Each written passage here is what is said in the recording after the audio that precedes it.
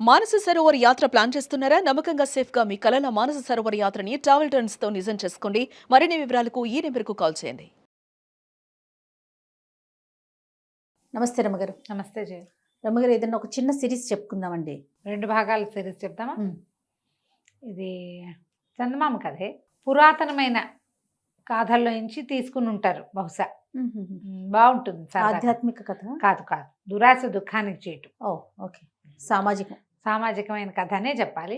కాకపోతే ఈ కథలో చెప్పిన అంశాలు మాత్రం పురాతన కాలం నాటి. ఓకే. పూర్వం అంట విప్రకూటం అని ఒక గ్రామం ఉండేది. అందులో ఒక పండితుడైన బ్రాహ్మణుడు ఉండేవాడు. ఆయనకు ఒక కూతురు, వీళ్ళ పేరు సావిత్రి, చక్కటిది. ఈయనకి శరభుడు కరభుడు అని 2 శిష్యులు ఉండేవాళ్ళు. చాలామంది శిష్యుల్లో వీళ్ళేం పెద్ద చదువు అంటేది కాదు. ఎలాగైనా తెలివితేటలతో డబ్బు సంపాదించి ధనవంతులు అవ్వాలని ఒక కోరిక ఉండేది పాపం వాళ్ళకి. అయితే ఏమైందట, ఒకనాడు ఒక బ్రాహ్మణ ఆయన, ఒక కొంచెం వృద్ధుడు ఒక ఆయన వీళ్ళ ఈ వాకిట్లోకి వచ్చాడు. వాకిట్లో పిల్లని చూసి ఆగాడు సావిత్రిని. ఆగేసరికి పిల్ల లోపలికి వెళ్ళి వాళ్ళ నాన్నగారికి చెప్పింది, నాన్న ఎవరో వచ్చారు వాకిట్లో నుంచున్నారంటే, ఆయన బయటకు వచ్చి ఈయన వృద్ధుడుగా ఉన్న ఆయన్ని చూసి, అయ్యా రండి, ఏ ఊరు, ఈ పూటకు మా ఇంట్లో విశ్రాంతి తీసుకోండి. ఆ రోజులు ఆ కాలం ఎలాంటిది, 100-150 ఏళ్ల క్రితము ఇట్లా దారిపోయే వాళ్ళని కూడా పిలిచేవాడు, అతిథి అభ్యాగతి అనేవాళ్ళు. ఓకే. అతిథి అభ్యాగతులకి భోజనం పెట్టడం. ఈ పూట మా ఇంట్లో భోజనం చేయండి, ఎక్కడి నుంచి బయలుదేరారు, ఏమిటి అని కనుక్కున్నాడు. కనుక్కుంటే ఆయన పేరు కామగ్రీవుడు, వచ్చిన ఆయన పేరు.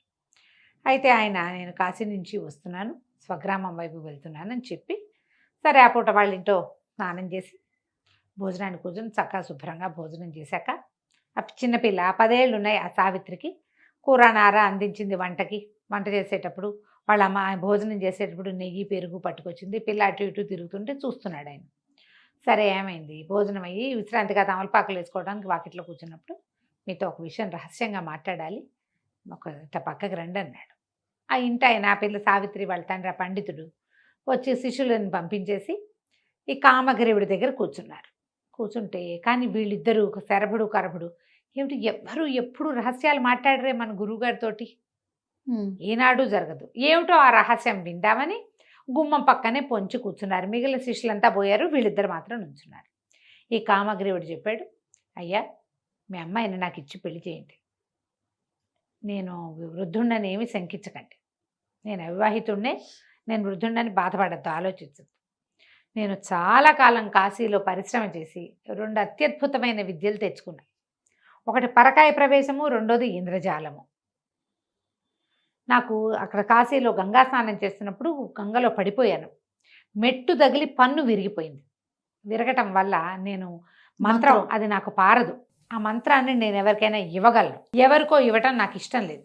మీ అమ్మాయిని నాకు ఇచ్చి పెళ్లి చేయండి, నాకు సంతానం కలిగితే పిల్లాడికి ఒడుగు చేసి మంత్రం ఇవ్వదలుచుకున్నా, నాకు పురుష సంతానం అవకాశం ఉంది నా జాతకంలో అని అడిగితే వాళ్ళు ఒప్పుకోలే. ఆయన ఏమన్నాడంటే, పండితుడు, అయ్యా క్షమించండి, లేక పుట్టిన పిల్ల, మరి కొంచెం చేలోకుగా ఉన్న కుటుంబాన్ని చూసుకుని పిల్లవాడిని మా దగ్గరే పెట్టుకోవాలనుకుంటున్నా. 10 ఏళ్ల పిల్లలకి 14 ఏళ్ల పిల్లవాడిని పెట్టుకుని చదివించుకుని పైకి తీసుకొస్తా. మీరా 50 ఏళ్ల వాళ్ళు, ఈ 50 ఏళ్ల వాడికి, నాకంటే వయసులో కాస్త పెద్దవాడికి నా కుమార్తెనిచ్చే ఉద్దేశం లేదు. డబ్బు వచ్చినా విద్య వచ్చినా కూడా నా పిల్ల సుఖమే నాకు కావాలి. నాకు ఇంకా మగపిల్లలు లేరు, ఒక పిల్ల, దాన్ని వివాహం చేసి చక్కగా అల్లుడిని దగ్గర పెట్టుకుని కొడుకులు లేని లోటు తీర్చుకోవాలనుకుంటా. మీతో నాకు అది ఎట్టా తీరుతుంది, నేను ఇవ్వనండి అన్నాడు. అనేసరికల్లా కామగ్రీవుడు ఇంకేం చేయలేక, ఆ పిల్ల ఆయనకి నచ్చింది, వెళ్ళిపోయాడు. కానీ ఇంకేం చేయలేకపోయాడు. అయితే శరభుడు కరభుడు ఇద్దరు విన్నారు. పిల్ల నుంచి పెళ్లి చెప్పితే పీడాపోయి, ఈ ఇంద్రజాల విద్య, పరకాయ ప్రవేశ విద్య మనకెక్కడి నుంచి వస్తాయి, అవి చెప్పగలిగే వాళ్ళు లేరు, వాటితో ఎంత డబ్బైనా సంపాదించుకోవచ్చు అని చెప్పి గురువుగారికి టాటా బై బై చెప్పేసి, ఇక విద్యాభ్యాసం లేదు, ఏమీ లేదు, ఈ ముసలాయన వెనకాల తిరిగి అవి కనుక సంపాదిస్తే చక్కగా సంపాదించుకోవచ్చు, బాగా సెటిల్ అవ్వచ్చు అని భావించి ఆయన వెనకాల పడి వెళ్ళారు. ఆ కామగ్రీవుడి వెనకాల ఆయన ఊరు దాటే సమయానికి ఆయన్ని కలుసుకున్నారు. ఆయన ముసలాయన నిదానంగా నడుచుకుంటూ పోతాడు, 50 దాటిన ఆయన. వీళ్ళేముంది 20లో ఉన్నవాళ్ళు. ఆగమేఘాల మీద పట్టుకున్నారు. అయ్యో మీకు ఎంత కష్టం వచ్చిందండి అన్నారు. మీరు వెళ్ళిపోయాక మా గురువుగారు గురువమ్మగారు పోట్లాడుకున్నారు, గురువుగారికి ఇష్టం లేదు కానీ గురువమ్మగారికి అయ్యో మంచి సంబంధం పోగొట్టారని కాల్ పెట్టింది, మీరేమో వచ్చేసారు కదా, సరే మాకు కూడా బాధేసిందండి, మీలాంటి అత్యద్భుతమైన వ్యక్తికి పిల్లనివ్వకపోవటం ఏంటి మా గురువుగారు? అదే. మాకు కాస్తలో తప్పిపోయిన మీకు బావగారు మీరు, మేము మీతో పాటే ఉంటాం, మీకు ఏదైనా పిల్లని చూసి పెళ్లి చేస్తామండి, మమ్మల్ని మీతో ఉంచుకోండి అన్నారు. అనేసరికి సరేనన్నాడు. రకరకాల ఊళ్ళల్లో తిరిగారు. ఏ ఊళ్ళో అయినా ఆయన ఎవరి పిల్లలనైనా చూసి పిల్లని చేసుకుందాం అనుకున్నప్పుడు వీళ్ళు సరే సరే అని ఆయన ఎంకరేజ్ చేస్తూనే అటు వాళ్ళ దగ్గరికి వెళ్ళి ఈయన అలా బతకడండి, వద్దండి, అలా విద్యలు కాసిపడి పిల్లల్ని పాడు చేసుకోకండి అని పెళ్లి చెడగొట్టేసేవారు. ఒక 6-7 సంవత్సరాలు పట్టింది ఇట్లా.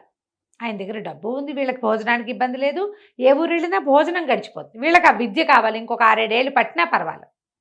చివరికి ఏమైంది, ఆయనకి పెద్ద జబ్బు చేసింది ఒకసారి. ఒరే నాయన నేను చచ్చిపోతానురా, మరి నా విద్యలు ఇట్టకి పోయేలాగా ఉన్నాయి అని ఏడ్చాడు.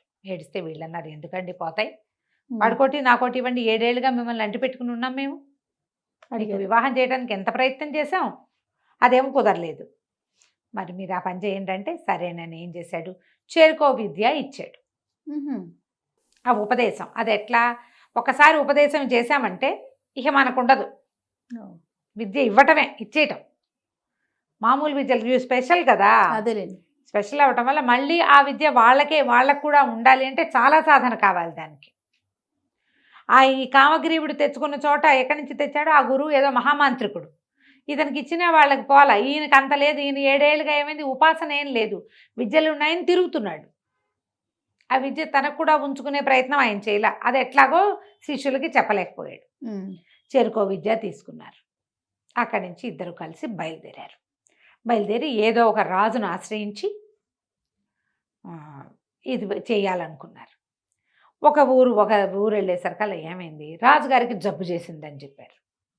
చెప్పంగానే ఇందులో ఏంటి, కరపుడు శరభుడు కదా, శరభుడికేమో ఈ విద్య వచ్చింది, పరకాయ ప్రవేశం, కరభుడికేమో ఇంద్రజాలం వచ్చింది, శరభ కరభ.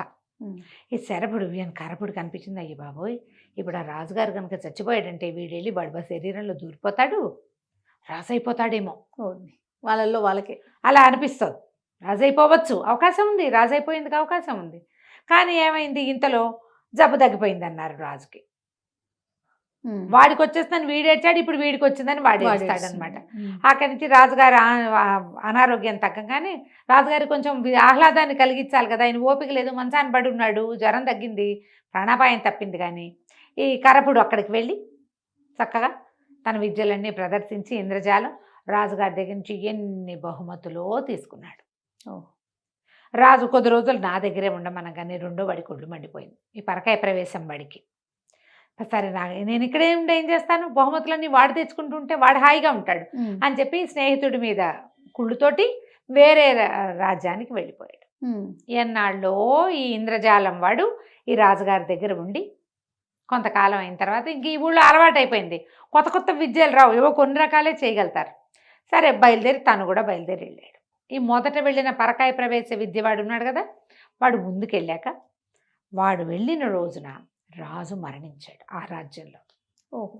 మరణించంగానే ఇతను ఏం చేశాడు, తెలుసుకుని రాజుగారిని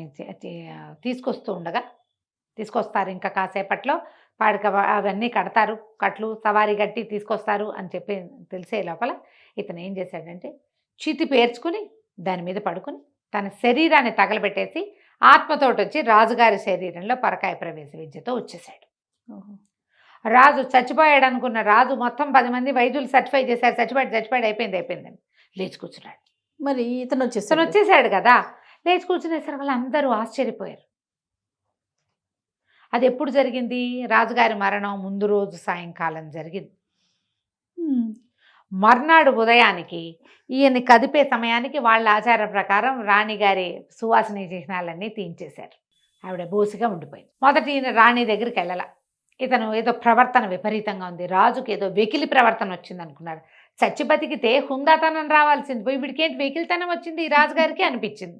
వెకిలిగా అయ్యాడు, ఏదో ధోరణి. ఎందుకంటే ఈ విద్యలు నేర్చుకున్న వాడు ఎవడు, ఒక బ్రాహ్మణ యువకుడు, అది కూడా పరమ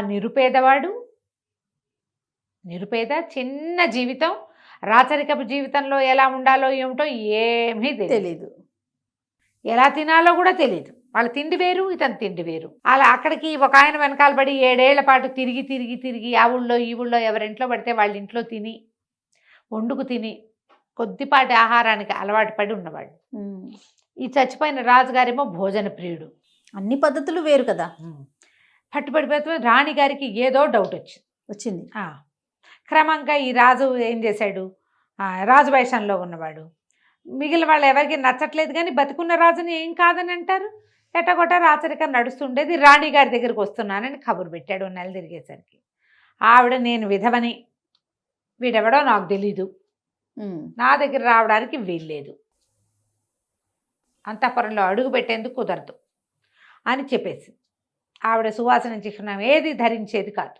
సరే, ఈయనేమనుకున్నాడు, రాజువేషంలో ఉన్నవాడు, ఉన్న పరకాయ ప్రవేశ విద్యవాడు, పెళ్లి చేసుకుందాం మనం, అది సెటిల్ అయిపోయాం, పెళ్లి చేసుకోవాలి, ఇంకొకరినా ఎవరినో పెళ్లి చేసుకుందాం అనుకున్నాడు. ఒక అమ్మాయిని ఎవరినైనా పెళ్లి చేసుకుందామన్న ఊహ మొదలుపెట్టాడు. మొదలుపెట్టేసరికి ఈ రాజుగారి వ్యవహారాలు అన్నీ చూస్తూ వింత వింతగా చెప్పుకుంటున్నారు.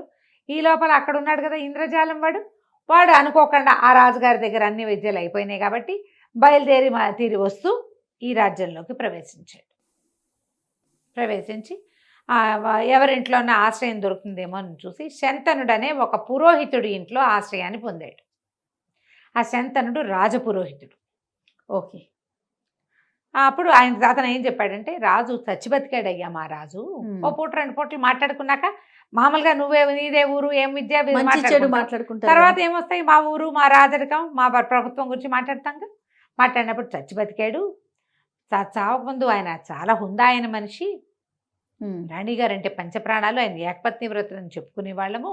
ఎంతమందో మేనమా కూతుళ్ళు వాళ్ళు పిల్లల్ని ఇస్తాం, 2వ భార్యగా అని చెప్పిన ఒప్పుకోలా. మరి బతికిన తర్వాత ఏంటో ఒక వెహిల్తనం వచ్చింది అతనికి. మరి ఇప్పుడు పెళ్లి చేసుకుంటానంటున్నాడు, ఈ పిల్లని చూడమంటున్నాడు నన్ను అని చెప్పాడు. చెప్పంగానే ఇతని డౌట్ వచ్చింది, వీడు కానీ మన ఫ్రెండ్ ఏమో, రాజుగారి శరీరంలో దూరేశాడు. మరి ఇప్పుడు ఏం చెయ్యాలి అని ఆలోచించి, అన్న ఓ పని చేద్దాం, మన దగ్గర అద్భుతమైన విద్య ఒకటి ఉంది, నువ్వేం చేస్తావంటే, ఈ రాజు నిజం రాజు అవునో కాదో నేను కనిపెడతా. నా స్నేహితుడు ఒక పూర్వపరిచేస్తుందని నాకు అనుమానంగా ఉంది. ఎవడో పరకాయ ప్రవేశ విద్యతో రాజు శరీరంలో ప్రవేశపెట్టారు. మరి నువ్వేం చేస్తావంటే, రాజుగారికి ఊరికి ఉత్తరంగా ఒక అద్భుతమైన వనం ఉందని, అందులో ఒక మహాసౌందర్యవతి అయిన అమ్మాయి యువతి ఉందని చెప్పు, నేను నా ఇంద్రజాలంతో అది పన్నుతాను అదంతా అంటే. సరే, శంతనుడు ఏం చేశాడు, కుర్రాడే అతను కూడా, పెద్దవాడేం కాదు, వీళ్ళిద్దరు దగ్గర వయసు వాళ్ళు. రాజుగారి దగ్గరికి వెళ్ళి, మీకోసం ఒక అమ్మాయిని చూశానండి, ఆవిడ మనకు ఉత్తరంగా దిక్కులో ఉన్నటువంటి ఉద్యానవనంలో ఉందండి, చూద్దురుగాని రండి అనేసరికి ఈయన అప్పుడు పెళ్లి చేసేసుకోవాలని ఉత్సాహం వచ్చేసింది, రాణిగారితో సాగేలాగా లేదు. అందుకని ఇతను బయలుదేరాడు. రాజుగారు ఒక గుర్రం వేసుకుని ఆ శంతనుడితో పాటు వెళ్ళాడు. వెళ్తే ఏముంది, ఊరికి ఉత్తరంగా అద్భుతమైన ఉద్యానవనం, అందులో మహాసౌందర్యవతి అయిన ఒక స్త్రీ ఉంది. అది ఎంత ఇంద్రజాల మహత్యం, పాతకాలపు ఇంద్రజాలాలు అట్లాగే ఉండేవన్నీ ఉన్నట్టు చూపిస్తుంది, ఏముండదు అక్కడ. ఈయన వెళ్ళి ఆ అమ్మాయితోటి మాట్లాడాలనుకున్నాడు. ఆవిడ వెనకాల తిరిగాడు. ఎంతలో ఏమైంది, ఏదో చిన్నది కాలికి ఏదో అడ్డం పడి ముందుకు పడ్డాడు. ఆ కనికట్టు అంటారు కదా, కదలికి వచ్చేసరికి పోయింది, ఏమీ లేదు అక్కడ, ఏం కనపడిపోయేసరికి ఇదేమిటి ఏమీ లేదు అని ఉలిక్కిపడ్డాడు. శంతనుడు ఏం చేశాడు, చటుకొని పట్టుకుని రెక్కలు పట్టుకుని, కాదండి మనం చూసొచ్చాం కదా ఉత్తరంలో ఉద్యానవనంలో ఆవిడ్ని, మరి మీకు ఆవిడ చాలా నచ్చింది, మీరు వివాహం చేసుకుంటానన్నారు, మరి మనం ఇంటి దారి పడుతూ ఉండగా మీకేమిటో కొంచెం తల తిరిగిందండి, ఇప్పుడు స్పృహ వచ్చింది, మనం ఇంటికి వెళ్ళే దారిలో ఉన్నామండి అన్నాడు. తను ఎక్కడ చూశాడో అక్కడే ఉన్నానని అనుకోలా రాజు, తెలియలా వీరు చెప్పాడు కదా, తీసుకెళ్ళిన శంతనుడు పురోహితుడు, అతడు అందరూ అబద్ధం ఎందుకు చెప్తాడు అనుకుని, అమ్మాయిని పెళ్లి చేసుకుంటాను నేను, శంతన ఎలాగైనా నువ్వు ఆ పిల్లని ఇచ్చి నాకు పెళ్లి చేయాలని చకచక్క గుర్రం వేసుకుని ఇంటికి వెళ్ళిపోయి మంత్రుల్ని వాళ్ళని పిలిచి ఏమన్నాడంటే, ఊరికి ఉత్తరంగా మన ఉద్యానవనం ఉంది కదా, అందులో ఒక మహాసౌందర్యవతి ఉంది, దేవతా స్త్రీని చూసినట్టుగా చూడండి ఆవిడ్ని మీరు, ఆవిడకి అన్ని కావాల్సిన ఉపచారాలంటే వీళ్ళు తెలిపారు. ఊరికి ఉత్తరంగా ఉన్నది శ్మశానం కదా, అక్కడ ఉద్యానవనం ఎక్కడుంది, అక్కడేం లేదండి అన్నారు. అనేసరికి రాజు హాత్తేరి, నేను ఇప్పుడే నేను చూసొచ్చాను, శంతనుడు కూడా చూశాడు కావాలంటే ఓకే అని చెప్పేసరికి సరే, ఇంతలో ఏమైంది, ఆ 2వ వాడు ఉన్నాడు కదా ఇంద్రజాలం వాడు అన్నాడు, వాడు గుర్తుపట్టేశాడు, వీడు నా వాడే, మా ఫ్రెండే వీడు అని, వీడిని వదల కొడతాను, నాకేం బహుమతి ఇప్పిస్తామంటే రాణిగారి దగ్గర తీసుకెళ్తాను అన్నాడు. రాణిగారు ఏదో బహుమతి ఇస్తుందిగా, శంతనుడు ఇంద్రజాల కరభుడు ఇద్దరు కలిసి వెళ్ళారు. వెళ్ళేసరికల్లా ఆవిడకి చెప్పాడు, అమ్మా ఈ మన రాజుగారి శరీరంలో ఒకడెవడో దుష్టశక్తి ఒకడు ప్రవేశించాడు, వాడిని తను వదలగొడతానంటున్నాడు, మరి మీతో మాట్లాడతానంటే తీసుకొచ్చాననేసరికల్లా ఇంతలో ఏమైంది, యువరాణి కీర్తిసేన రాజుగారికి ఒక 16 సంవత్సరాల కూతురు, ఓకే. మహాద్భుత సౌందర్యవతి. ఆ పిల్ల కూడా వచ్చింది. ఈవిడ రాణిగారు చెప్పింది, అయినా నీకేం కావాలంటే అది ఇస్తాను నాయన, ముందు అతన్ని ముందు ఈ వ్యవహారం సంగతి తేల్చు, మరి అమ్మాయికి వివాహం చేసి అల్లుడిని రాజుని చేసుకుందాం, వివాహయోగ్యమైన వయసు వచ్చిందని పిల్లని పరిచయం చేస్తే ఈ ఇంద్రజాలం వాడికి ఆ యువరాణి మీదకి పోయింది మనసు. ఎంత బాగుందో, ఈ పిల్లని పెళ్లి చేసుకోవాలనిపించింది ఎలాగైనా సరే. ఇప్పుడు వీడి ఇంద్రజాలం పన్ని ఎట్లా రాకుమార్తెను పెళ్లి చేసుకున్నాడు, ఏ రకంగా రాజు శరీరం నుంచి వాడిని పోగొట్టాడో మనం వచ్చే భాగంలో తెలుసుకుందాం. తప్పకుండా అండి. నమస్తే. నమస్తే.